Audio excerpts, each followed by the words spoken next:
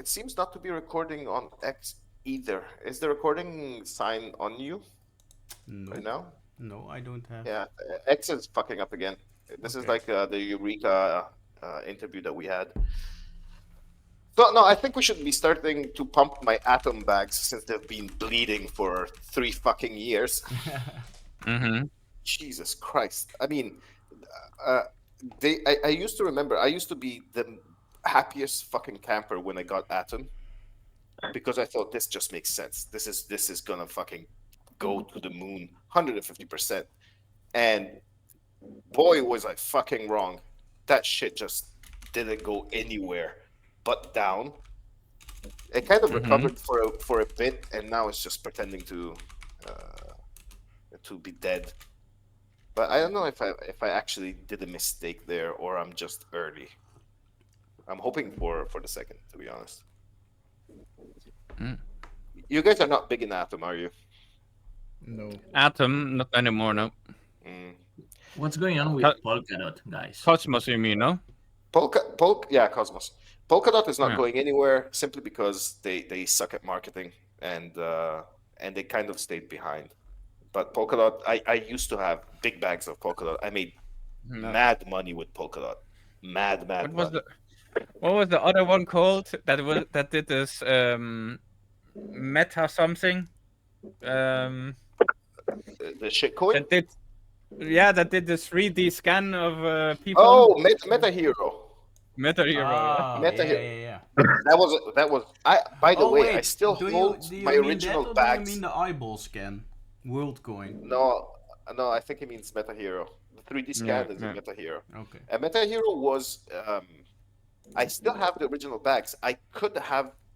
I put in like a shit little bit of money. I mean like Yeah. $100 or something. I could have pulled out around 8K, and I just forgot Yeah. about the wallet. So that Sneaky. now it's worth like $20 or some bullshit. I'm not gonna Rich fucking people sell that shit. problems. I know, I right? would Jesus. not have that problem. If I see 8K, I'm cashing out. I'm calling it Nah, sick nah, from you- work. I No, don't give no. a shit. Moon is just 8K, known. that's Moon is cool. just known. He keeps saying he loses wallets, Yeah. and all of a sudden he discovers them Yeah. again. No, Heath, I'm being serious. The whole story of me losing wallets, it's not that I lose wallets. It's that when I started this Mhm. shit, I lose I a was track. I was super bad at being organized. So I kept Mhm. opening wallets instead of using the same one for multiple coins. Yeah. I had this fixation of creating burner wallets. So I just like for airdrops and all this bullshit. So I created airdrop wallet, and I had so many, I just fucking lost track of them. So now, of course, I'm well experienced in it. But every now and then, What? especially when I pull out a new laptop, or sorry, an old laptop or a fucking old mobile phone, and I'm like, holy shit, I have money in here, and it is due to the fact that I was just self-taught. Nobody taught me this shit. What do you use to keep track of all your wallets? What do you Now, use? Do you use now things? I have a spreadsheet Okay. that is in the cloud, and Mhm. I just use that to keep They're, track. they're not seed Mm. phrases on that cloud, right? No. It's Okay. just addresses. Okay. I just have addresses Do you, on that. do you know of coin stats? Yes, but did I ever look into it or use it? No. No. Okay. Are you using it? Yeah. Since a few years And already. and No. it, doesn't it store information for you though? Why did your audio change? Are you in the Whose bathroom? audio? Whose audio? Yours. Yeah. Mine? Yeah. I'm like still drinking beer. So and then I'm not in the bathroom now. Oh, Okay. Oh, we have our guest. Hey, buddy. Yo, welcome, yo, James. yo. Welcome.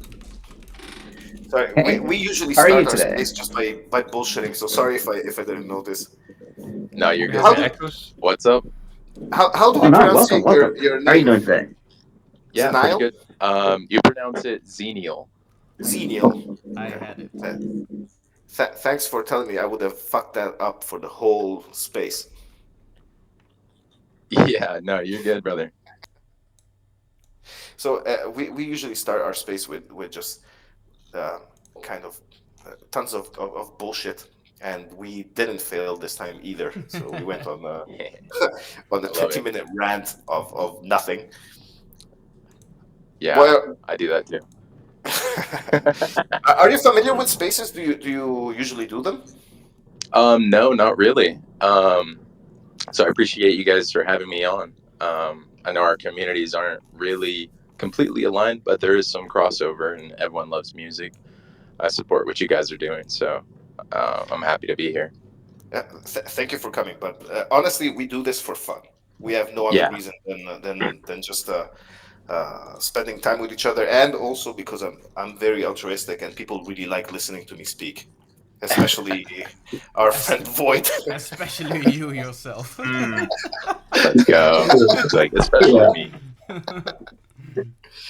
Rob has Alright. been telling us tons about you, like constantly. So this is why we're here, and this is why we're in your Discord, and we are really interested in finding out what goes behind your music and uh, Hi. what Yeah. brought you to this space. Oh. Yeah, I remember you. Sorry, I'm just getting home. I'm about to pop into my studio and actually have a microphone, but oh,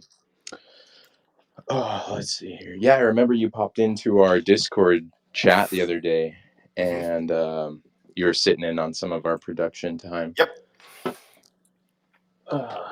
Let's see here. Is can I join Twitter Spaces from desktop? Yes, of course. Okay, sweet. Let's see. So, how long have you guys been doing this? We've been doing this, I think, now for 2 months. Or am I wrong, guys? Is it 2 months? Oh, it's probably 2 months. Yeah. Yeah, around 2 months. Yeah, around there. Okay, We've sick. had for in our environment, so Web3 and crypto, we've had some really cool guests, and I think the biggest one was a project called Nervos, and it was thanks to Rob that we had an audience of around 800 people listening to five idiots talk to a developer. That's But really yeah, good. we've been doing this for a while. But again, we don't do it for anything else than just allowing me to speak forever and ever and ever and ever. Yeah, I like that. I'm gonna switch onto my desktop. Yep. Or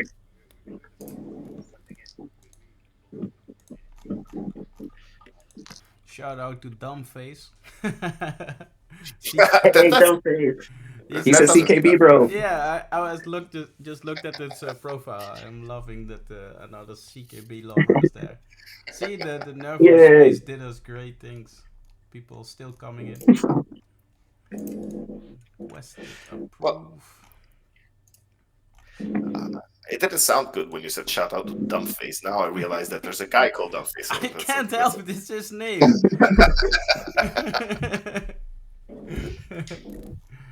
All right, mic check, mic check. Yep, we can hear you. We can tell you're a professional as well. Yeah. 100%. Mic check. We just start talking. Yo, yo, yo. All right. So yeah. I'm curious about your guys' side of things. As far as like Web3 goes, have you guys heard of Audius at all? Yes. Oh, I have, yeah.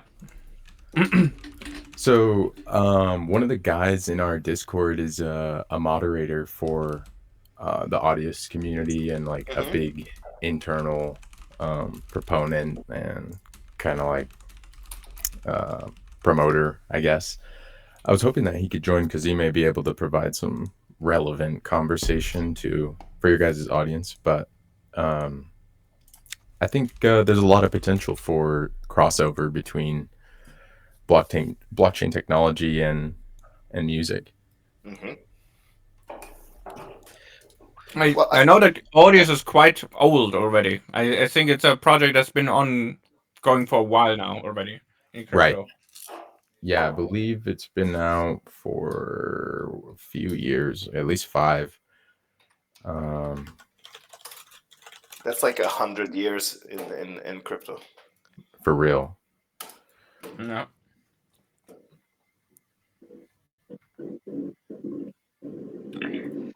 So, have any of you guys ever worked on producing music? Like the maximum talent I have is drinking beer, so no, at all. I can't speak about the other guys. No, I love listening to music though. I'm more of a stoner myself as well. Nice. Yeah, me too. There's no way to share screens on here, huh? Nope. Oh, okay. Unfortunately. No, that's We'll, fine. we'll speak to Elon later on. Yeah, Are so, you?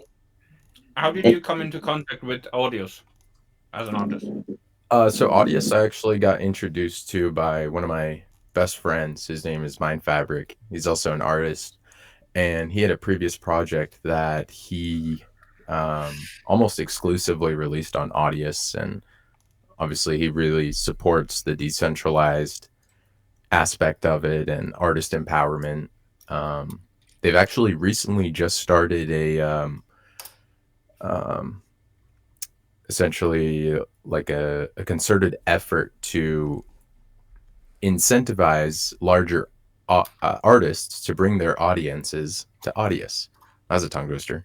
But they are bringing big artists over and giving them money for X amount of plays or, users that are signed up that also listen to their music immediately, because it just proves that, this person only signed up for Audius because they wanted to come listen to your maybe newly released music. Set up like exclusivity deals, so you can only listen to it for like the first weekend that it's released. You have to be on Audius, and that really forces people that are diehard fans to explore, new avenues of music distribution. And have you ever thought about using it? I have. I wanted to get signed up, but honestly, I felt like it's tough because that's kind of the issue that most of the industry is having, that you want to be releasing on a platform because there's potential to reach a new audience. And up until this year, I don't really think that the bass music or dubstep fan base has really adopted Audius to that effect that it would be useful for us to release there as a record label or even as an artist. Okay, so you're thinking that being a pioneer of this space would have a limited impact. So you don't think that there's a big audience on that space? I mean, there isn't until there is, so there's no real reason that I shouldn't be. It's just probably mostly just because of laziness. But yeah, maybe I will after today.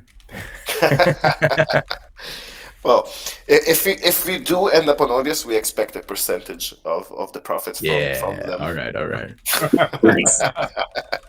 We got you on 0.0001% It's for life. business. Let's go. I'm not really familiar with Audius as a project, but that's because in our space there's just so much. It's a constant. Everybody and their mother is producing something new. But I do remember that a while back there were a couple of artists that decided to use NFTs to distribute their music to a limited audience. And I did find that actually an interesting use of Web3. I mean, it does have its advantages and disadvantages, but to be a true owner forever of something on the blockchain, of a limited edition album or song or whatever it may be, does have its reasons. Oh, for sure. There's historically always been limited access tracks that bigger or underground artists would release. Excuse me. Where they have a really solid track that they've produced, and to make it even more desirable, they sell what are called plates in the underground world. So they're like, I'm selling 10 copies of this plate, and it's just a banger, something that if it got released, you would listen to over and over. And they're limiting it to only sell to DJs so that those DJs can play it out. And it's really a form of marketing. as well as a form of revenue for the artist. But then these other DJs that buy the song play it out, and then their fans are like, "What is this?" And it just starts this, circle of marketing. Well, it is. It is. I think that the whole concept of putting music on NFTs was to, make you the owner of something that is exclusive to a very limited amount of people. Hmm. I always saw a limitation to that because, well, you're not really. I gather that you're not really familiar to the space, but the thing is, there are technicalities about NFTs that are coming to light on whether or Hmm. not they're really forever or they're linked to servers and all of that. Right. So Yeah, the there image are is limitations. hosted somewhere and then it goes offline, and That's right. So Yep. you just we've been discussing this in previous spaces, and we've been going over the fact that Bitcoin recently introduced the real, let's say, the permanent version of an NFT, which is called an ordinal, mhm. um, which has very big limitations in terms of space and digital storage. So I don't think it is applicable to music just yet. Right. But again, I think that the concept of uh, being the exclusive owner of a digital asset is an interesting one. I think maybe we might be a bit early, technologically speaking, but it Yeah. is let's say an interesting thing to look into. Yeah, definitely. Did you guys go balls deep into the whole NFTs thing? Not really. I think Not I. I think just me and Alex are the ones that are a little bit more interested in NFTs than the rest. Uh, I used to criticize them a lot, uh, like constantly, and I talk shit about them, and I was telling people that were buying them that they were buying JPEGs and whatnot. But I think at the end of the day, we have to kind of put aside the more morality of things sometimes, and if we want to participate in something new, we have to experiment with it. And that's how I got involved. I started buying into NFTs and being involved with them just to see their potential. Really, And that Yeah. that I agree. Say I was, I don't know if I was early in audience, but I like the potential. But that's with NFTs. But there were a lot of promises. Like if it's truly Yep. on the blockchain, I like it. Like same with Martin Shkreli. He bought the Wu Tang album that was never released. There's one copy of it. He bought it. Yeah. Imagine that on the blockchain. And when Martin Shkreli Oh my had God. to sell Yes. it because he got to jail for messing with the big pharma. Yep. Imagine he had to sell it, and then 10% get kicks back to the Wu Tang Clan crew. That is the shit I want to see from NFT. Like people buy this Yeah. art, you flip it, and the artist keeps making money from something he's made 10 years ago, 20 years ago. An artist can drop exclusivity, like you said. That's what I want to see. And audience started great. They got Nas, Pusha T, Steve Aoki. I know Mike Shinoda from Linkin Park has been on it. Like, it's amazing. Yep. Also, cutting out the middleman. I love the potential, but yeah, like you said, I don't know if the technology is there yet, but I'd love to see it. Agreed. so this makes a good point. Is cutting out the middlemen an advantage, or is it something that you guys are already doing as producers and musicians? Do you need the middleman to succeed? You're talking about the distribution platforms? Yeah, I'm talking about everybody that is between you and the audience.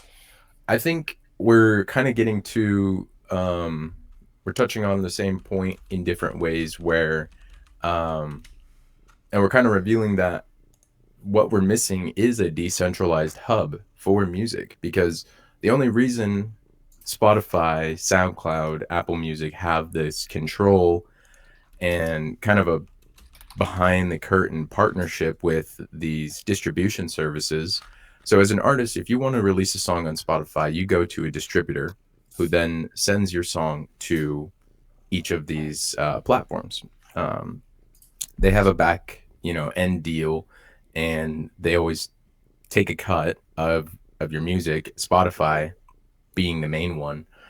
And it's only because it's like, you know, all your fans are going to look for your music and wonder why it's not on Spotify, so you need to release it on Spotify. Hmm.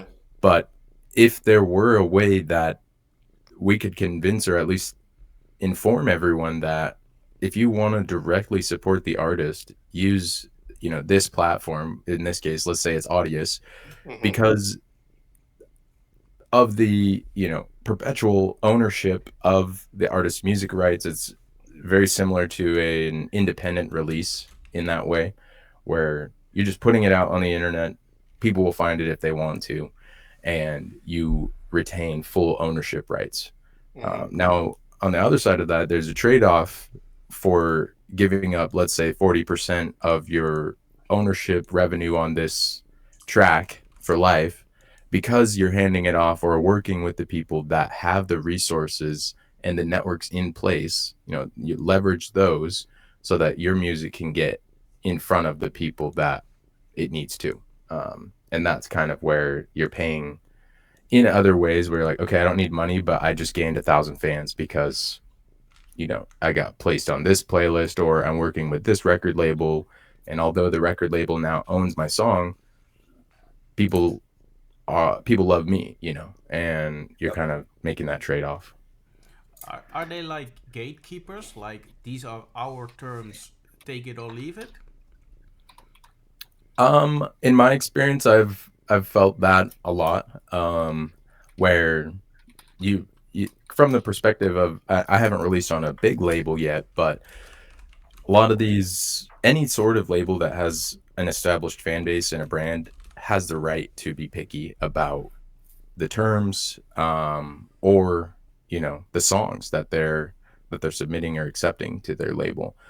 They want to retain a certain image or a sound, and if yours is just barely meeting that and you're desperate for a release, you know, then you may have to accept less than fair, Yeah. you know, specifics on a deal or something. Maybe you only retain 40%. But a lot of the times they'll kind of include these small details that allow them to make money off of your song in other ways besides streams. Like, one of the things that I recently saw in a contract was the label will retain full rights to your song and your likeness to promote the track. So that means that they could put a photo of you with your song in the background on an Instagram ad or a Super Bowl commercial. I mean, obviously that would be great, but just these small little ways that Yeah. they're using your work for their benefit and you don't get anything. In Because, perpetuity, right? yeah, exactly. And that's also why the actors were on strike, because they were even afraid that they might start to use that stuff in AI, and you sign away your rights, and it's like Hmm. now they I, decide. I remember way back. I think it was like 2008 or something. A band that you guys should know, which is called Nine Inch Nails, Hmm. uh, Yep. released the slip for free to its user base through their website, simply because they were upset at their label and the whole contractual aspects of the distributors. So they released a whole album, and as you said before, the fan base just loved them for it. They lost money out of it, but they Hmm. absolutely loved them. But the contractual part of music is just a mystery to me, a mystery I think to most of us, and it does make it sound as if the middleman is the evil man. You really require them, but they go out of their way to fuck you over to a certain extent. Yeah. They're like, if we're going to help you, we're going to fuck you hard. Yeah. I I heard this about the music that every big artist more or less hates the music industry because they are bound to it because of the let's say The system. the system they have and how much range they gain from it. But they are basically giving away all their rights. They have nearly no creative control anymore, Yep. and I think Drake, for I just take it as an example. Drake signed a contract with UMG for 400 million, but he basically gave out all his rights away, and basically making UMG the control of all his jobs, all his work and everything. Which then it's always a question because the label always has the higher leverage against an artist, always. Yeah. So it's and I think there were also smaller platforms. I think DistroKid was one of those which got pretty popular for Hmm. smaller artists. But it's very hard because in DeFi maybe you could find a way, but the problem is how do you really get that reach that, for example, UMG has, because they are really like the monopoly of the music industry. Yeah, you have So to, if you want to do that, you have to have, like, Apple Music did this when they first broke into the scene, is they had, for the rap scene and hip hop, mainstream pop music, they had an exclusivity deal with Drake for a year during one of yeah, his most successful runs in his music history. So he had a same deal to what I was talking about earlier, where this really hyped, anticipated album, I want to say this was 2018 or 16. There was a 1 week period where you could only listen to it on Apple Music. And it created this FOMO effect where people all over Twitter and Facebook, Instagram were posting about how great this music was. People switched over to Apple Music and tried it out. Some stayed, some didn't, but it let them grab their footing next to Spotify. And they haven't really needed to do that again. I'm sure they do it on small scales with, maybe like Billie Eilish or someone where they want to get a new fan base over. Um, but yeah, it's huge. but now it's really the problem that now in the beginning the biggest really was, I mean, okay, there was iTunes and stuff, but I mean Spotify was one of the early really huge ones in Yep. streaming. And but now we have so many that it's like you need to be on Spotify, you need to be, I don't know, on Tidal or exclusive to this and all of that. Oh, I So it's forgot more about like, Tidal. The yeah. fuck is title? So It's Jay-Z's platform. yeah, They tried to do the same thing Apple Music did with the exclusivity Yeah. deals, but they used Kanye, and they kind of yeah, flopped. Yeah. yeah, yeah. Their big selling point was high quality, high fidelity and stuff, but yeah. Right.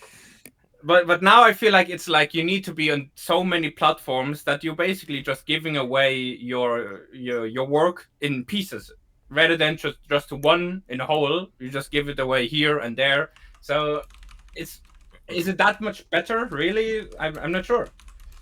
Yeah, that's an excellent point. You could think about it as having everything in one spot, or, you know, either you're spread too thin or you're covering all your bases. There's two Mhm. sides of that coin. Is there a way? I mean, in a traditional Web2 sense of things, so in a traditional way, is there a method of getting your music peer to peer, so directly to your audience, while not giving up on the financial part? I feel like only if you hosted it yourself. And we're not too far off of that. We have quite a few technical applications. Hmm. Our group is basically half music makers, half programmers, and we have quite a few tech integrated components to our brands. Hmm. So, I mean, to answer your question though, I think, yeah, if you had somewhere that you hosted your own music and then you could provide that as a direct, you know, resource for your fans to go to direct, I don't know, it would just probably create more work, and then you'd end up running a music platform instead of making music. And what about Bandcamp? Bandcamp's great. Um, I haven't listed any of my stuff on there yet, but that's where I get a lot of grassroots music, Yeah. unreleased stuff, And and you can this, even get the FLAC files and yeah, yeah, they're really big on making sure the artist is taken care of too, Hmm. while still towing the line of, industry acceptable.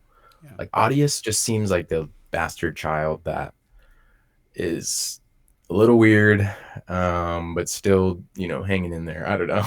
Well, I hope it's gonna make it just for the diversity of the market, because I can also imagine that some companies see this as a big threat.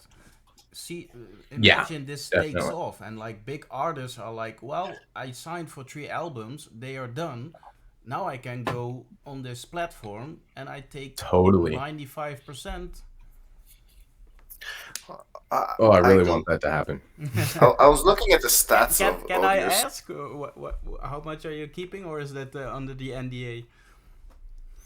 Are you talking about the splits on music? Yeah, Yeah. So we're set up with on all of the tracks that I've released, I have 100% ownership. nice. Yeah. So I retain 100% of revenue, and because I released it independently. But some of the deals that I have looked at, it'd normally be 50-50. Okay, and where do They're you not too get bad. most of your listens or clients, however you want to call it? Your Most of that is through SoundCloud and Spotify. okay. Those are kind of the bread and butter. And how do you try to onboard your fans? Is it through live events or? Yeah, it's a little bit of mix of both, and it's always an ongoing.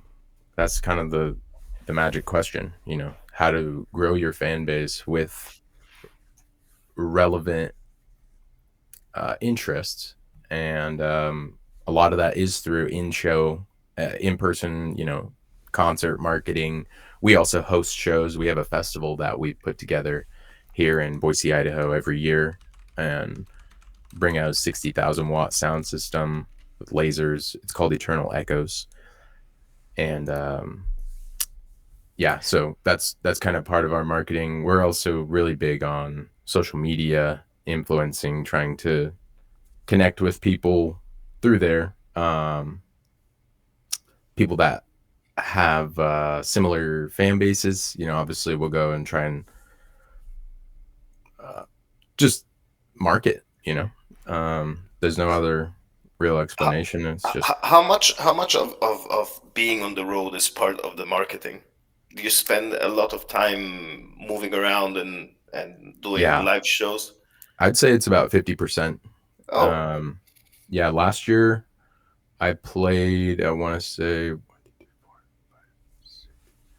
8 shows Hmm. in 1, 2, 3, in 4 different states, and played in Seattle, Montana, Idaho, and Nevada. And Hmm.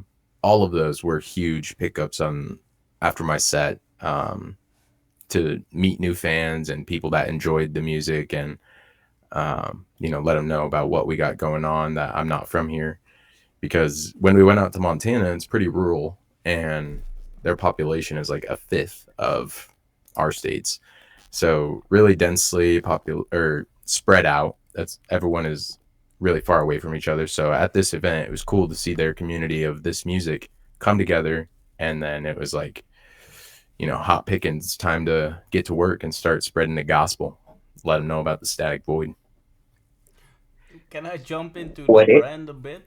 Because I've Yeah. looked at the site. You don't sound Dutch to me, but the website ends in .nl. Yeah. Also, there's like this link. There's like, I don't wanna offend Well, you, but some things looked, I don't know, kind of satanic, or like there are a lot of crosses. Like, can oh, you? we're calling this space right now. That's it. No, no, no. I'm really curious. Like, can you tell something about the branding? Like, why did you Yeah. go for the So name, the designs?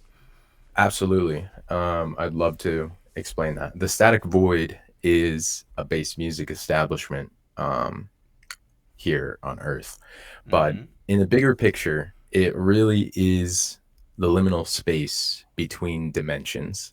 Okay. And it's all encompassing. The Static Void is anything you want it to be. You can't really put a label on it. It manifests music, manifests events, good times, and us three, myself, Mind Fabric, and Rom, we make up the Static Void, push the mission forward, and bring people together.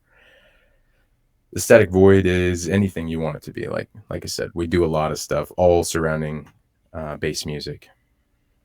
So can't really put a label on it, but in short, I would say that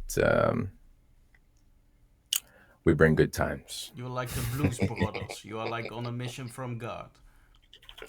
Exactly. Well, And that's a based on the compliment logos, I because wouldn't I say love the God. Blues Brothers.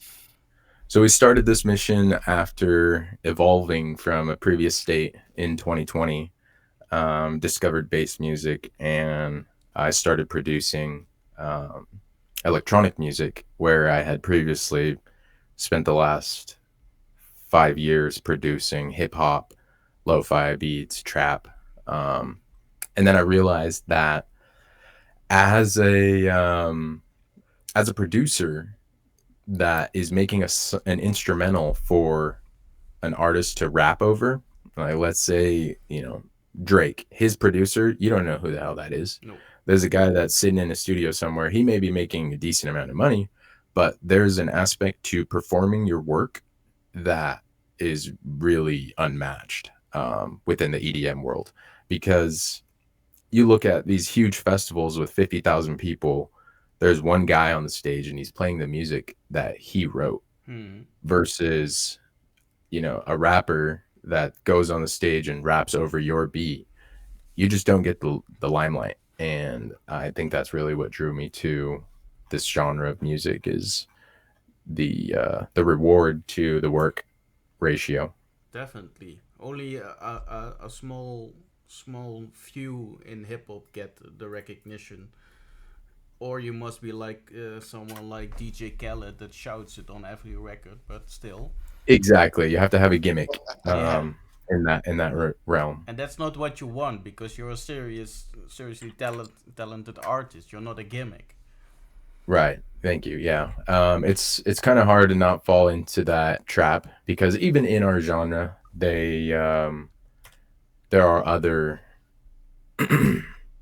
traps like that you can fall into, where you start making social media posts and you just get known for that versus your music.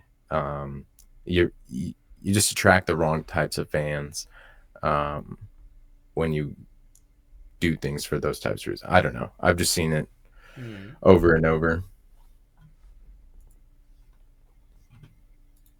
But yeah, no, we're not Satanists. No, I didn't think so, but like. Yes, you did. No. I was wondering. I'm not gonna defend That's myself. good. We like to make you wonder. Yeah, I was really wondering. Are you an artist that wears a mask or not? Because that seems to be quite a thing in the EDM scene. So kind of. We have an anonymous project that we work on. My personal artist profile, Xenial, I perform unmasked. And it's kind of really evolved into my personal identity, this artist identity. But originally, when I created this thing, it was supposed to be a masked persona. Yeah. Is that inspiration from like Mouse, or Say again.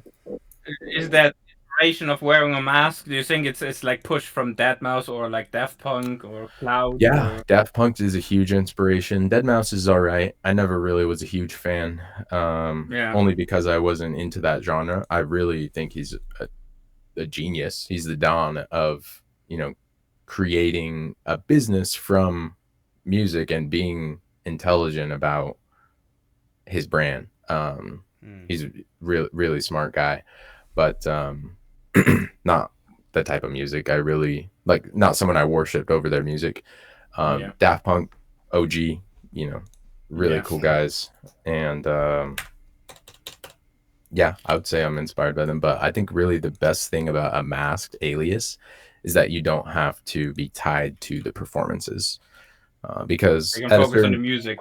Right. At a certain time, it'll maybe turn into a partnership or a multi-person project where we all have our roles and we can step into any one at any time, but people have their preferences, and um, yeah, I think it's nice to be able to just skip a show if you wanted to, if you're tired Yeah. or you have something else going on, or if you want to move on and maybe hand off the management to someone else. It's almost like a business at that point versus being tied to you. You can move on. um, You sound perfect Yeah. for the decentralized world. yeah. Uh, Exactly. if you were in crypto, people would be thinking that you were trying to evade taxes. This is why Yeah. 90% of the people are without an identity. Yep. No, that's smart, man. One of the things I really pride myself on is that my real name is nowhere on the internet. When I was in high That's cool. school, I went through a black hat period. Some Hmm. of my friends, and we did some skitty things, and part of that process was scrubbing our names and identities from the internet. Just deleted my Facebook, removed photos from all of forced my family to delete photos of me and references to my names, and told them it was for a school project, and Smart. basically just took care of all of that right early. And Is then, your mom still asking you when the school project will end? yeah. No, now she follows me on my artist accounts, and she kind of, She's yeah, the reason she you're doesn't gonna really be think about doxxed. that. Yeah, literally. Proud of my boy. I know sometimes she'll comment on my stuff. I'm like, what the fuck are you doing? Don't you dare, mom. Yeah, but at some point that's all gonna leak, and it won't matter because I'll be big enough that people are like, so. But there's gonna be those diehard fans always that go and dig through everything. Can I ask why it is important to you not to be on why your identity shouldn't be on the net? It was previously because I was allegedly engaging in illegal activity. And now that is okay though. I mean, yeah, it's We're as I all get police older. force, by the way, Yeah, so I be know. careful what you tell us. Yep. No, yeah, now I'm kind of easing up on it. I don't have my name anywhere still, Mm, but like legal documents and stuff that we have to sign in order to do business, it's sure, sure. just becoming more and more of a requirement. I I don't. actually envy you under this aspect. I'm kind of forced to put my name out there, and I don't use social media aside from this, Mhm. let's say, alt that I have on crypto. But it is something that I envy. I mean, we should put as little as possible out there. Oh, totally. And back in the day when we were doxing people allegedly, Hmm. um, it was just something that reminded you, you know, there's so many little breadcrumbs everywhere, and you Yep, have to be careful about what you yep, leave. The usernames that you use, the passwords, obviously, but sure. you, it's just funny how people think that a custom username on two different sites isn't going to be able to be linked. But when someone Yeah, really looks and they know where you're at, they'll tie those, they'll pull the backend information and grab your IP, they'll grab your email and yep. all the stuff, maybe even be able to dehash your passwords and then provide it to law enforcement. And you will be pwned. Yeah, yeah. Well, the thing is that it's not really the problem. Is not really law enforcement. The fact is that it's just there's so many people out there, and Yeah. if you think about it, whatever we posted on the internet in the 90s is still there. Yep. There's a very high chance it's still there, and we're not the same people that we were 10 years ago or 20 years ago or 30 years ago. Right. So do you really want that version of yourself to be remembered and accessible forever? No, man, You I know, could lose my hosting gig at the Oscars because I it's, made a joke 10 years ago. that's true. That's true. But shit, it's absolutely true. I did some weird shit when I was a kid. You still Like do weird weird shit. shit. Eh, Yes, but now I do it with under a different name. I mean, We learn. I absolutely think you did a really smart thing, 100%. Can I ask you who your inspirations were, your artists? You mentioned Daft Punk, but who else has inspired you to into making music, or maybe even switch from hip hop to EDM? Yeah, so it actually started after I went to my first electronic show, and I felt the rumble of the bass and the vibe. That's where I realized that the guys that are on stage right now that I'm here to see are the ones that created. Sorry, got a message. The guys that are on stage are the ones that wrote this music, and I'd never. That was a whole new concept to me. I'd Hmm. never realized that. Oh, after you make this, you know, in the rap world we call it a beat. In the electronic world we call it a song because it's released as a full song. It doesn't before as a hip hop producer you're always missing that midsection. There's no mid basses to fill, and you need vocals.